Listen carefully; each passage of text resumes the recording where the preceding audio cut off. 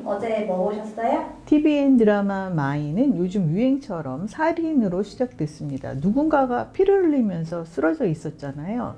처음에는 서희수의 그 분홍 네일 그걸 보고 서희수일 것이다 유추하는 분들이 있었어요. 그런데 서희수가 눈을 뜨고 누군가를 바라보는 장면, 한지용이 피를 흘리는 모습이 잇따라 나왔습니다. 둘이 막 눈물도 흘리죠. 따라서 한지용이 죽은 것이 아닐까? 10화가 끝난 현재 그렇다면 한지용을 누가 죽였을까? 서희수, 강자경, 정서연 여러 설들이 나오고 있습니다. 마인이 살인이 대세라서 살인 장면으로 시작한 게 아닙니다. 백미경 작가의 전작 2017년에 방송된 JTBC 품위 있는 그녀도 살인범 찾기가 기본 배경이었거든요. 고용인이 들어오면서 균열이 가기 시작한 저택, 가정부 박복자가 살해됐고 엔딩까지 그가 실은 살아있는 게 아니겠느냐는 가설이 대두되었었죠. 회장 그 김용건 씨였는데 식물인간 상태였다가 깨어나는 것도 마인과 비슷하죠. 품위 있는 그녀 이후 큰 성과를 거두지 못한 백미경 작가가 자신이 잘하는 재벌 이야기로 칼을 갈고 돌아왔지 싶네요. 회장 사모님 양순애와 딸이 벌이는 폐악을 보면 바로 모 항공사 모녀가 떠오르죠. 또 재벌가 여자들이 갤러리 하나씩 운영하는 것도 실제 상황이잖아요. 홍나희 씨가 관장이었던 리움이며 노소영 씨의 아트센터 나비, 제주의 본태박물관도 그렇고요. 또 하나, 아들 하준의 친권을 획득한 서희수가 아들을 친정으로 데려가 처음 한 일이 라면을 먹이는 거였어요. 하준이가 정말 먹어보고 싶었다고 말합니다. 이 라면 얘기 또한 S재벌가 얘기잖아요. 유명 셰프가 차려내는 음식을 먹고 산소 포화도 높은 공기를 마시고 온갖 재벌가 일화들을 버무려 놓은 것이죠. 본체는 카덴차라고 부르고 별체는 루바토라고 부르는 효원가, 원주 소재의 안도 다다오의 건축물 뮤지엄 산이 배경입니다. 제주 섭지코지의 유민미술관과 글라스하우스, 서귀포시 본태박물관도 안도 다다오의 작품이죠. 노출 콘크리트와 빛, 물을 적절히 잘 활용하는 건축가인데요. 효원가의 외관은 뮤지엄 산이고 내부는 제작된 세트라고 합니다. 특히 카덴차는 캐릭터에 맞게 꾸며진 각자의 방, 지하 은밀한 공간, 고용인들의 거주 공간, 마치 성과 같습니다. 지금까지 본 중에 가장 공들인 세트가 아닌가 싶습니다. 희극과 비극이 반반 섞여 있던 품위 있는 그녀와 달리 마인에서는 희극 비중이 적습니다. 고용인들과 또 그 큰아들, 사위 정도가 희극을 맡고 있죠. 그 외에는 웃음기를 싹 거뒀고 심지어 살벌하기까지 한데요. 품위 있는 그녀와 완연히 다른 점이 한지용이라는 인물이에요. 펜트하우스의 주단태와 누가 더 나쁜가 둘이 경쟁 중입니다. 품위 있는 그녀의 남자 캐릭터들은 죄다 무능하고 한심하기 짝이 없었잖아요. 이 배우 이현욱 씨가 맡은 한지용, 자신의 손에 피 안 묻히고 범죄를 저지르는 인물인데 철저히 가면을 쓴 채 살아왔습니다.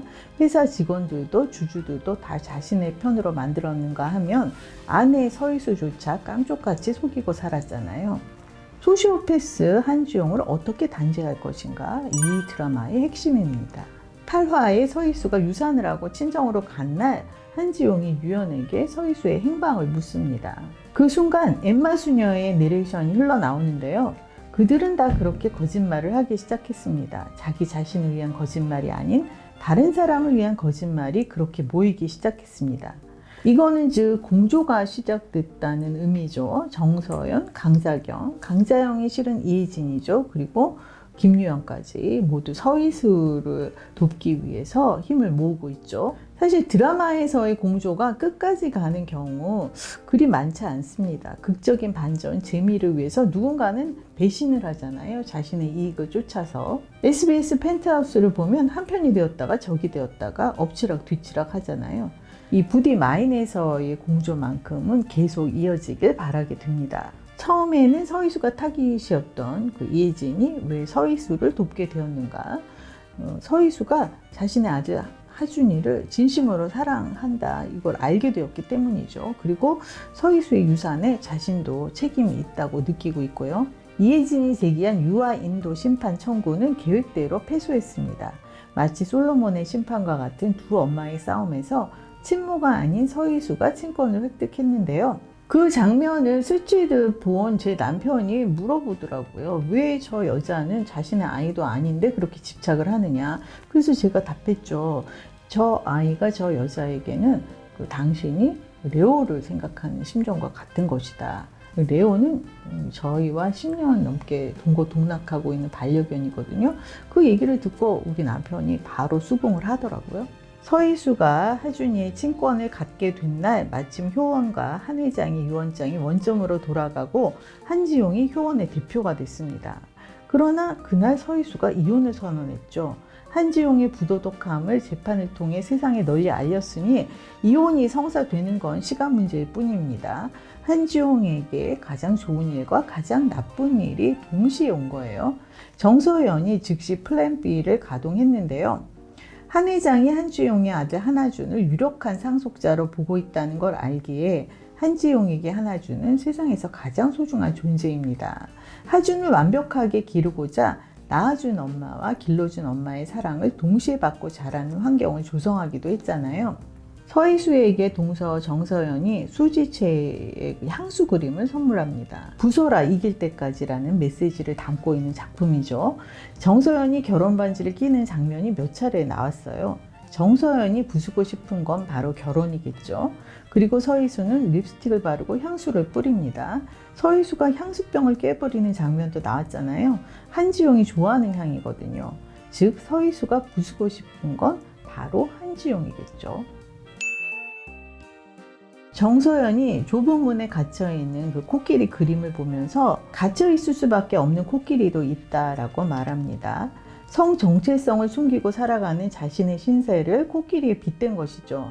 그런 정서연에게 자폐 증세가 있는 소년 작가는 코끼리가 좁은 문을 통과하는 방법을 설명했습니다. 원래 벽은 없었다. 벽이 있다고 코끼리가 혼자 생각했던 것이다. 그냥 문이 존재했을 뿐 옆으로 나오면 됐던 거라는 겁니다. 스스로를 가둔 건 정서연 자신이었던 거죠.